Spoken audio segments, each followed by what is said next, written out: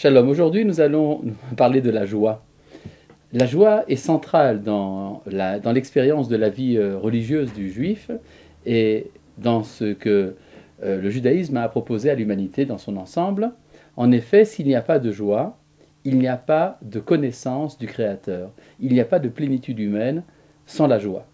Alors que souvent on peut s'imaginer que la vie en Dieu, la vie religieuse, exige de la part de l'homme un rétrécissement du champ de la joie, c'est exactement le contraire que nous trouvons chez les prophètes.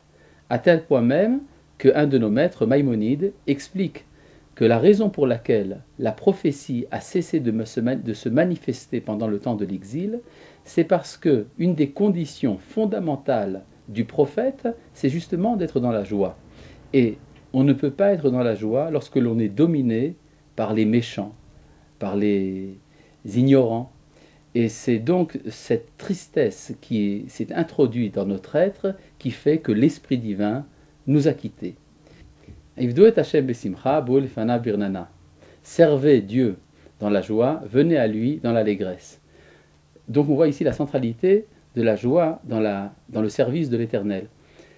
Un des grands maîtres de la Kabbale au XVIe siècle, le Hari, Rabbi Yitzhak Luria, a témoigné de lui-même qu'il était arrivé à de très hauts niveaux spirituels uniquement parce qu'il avait accompli les commandements de la Torah, les mitzvot, dans la joie. Et donc on voit à quel point cela est important, à quel point cette plénitude, cet accord entier qu'il y a entre l'homme et sa nature, entre la nature et Dieu, est importante dans le judaïsme. Et il y a à cela une raison très importante, c'est qu'il y a deux formes de joie.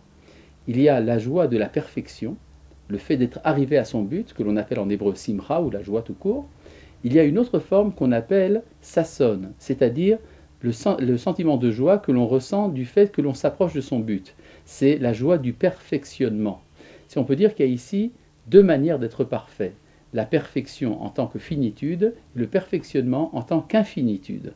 Et ce n'est que dans l'alliance des deux, dans le sasson et la simcha, dans l'exultation et la joie, que finalement on arrive à une plénitude véritable qui nous met en contact avec le Créateur du monde. Shalom.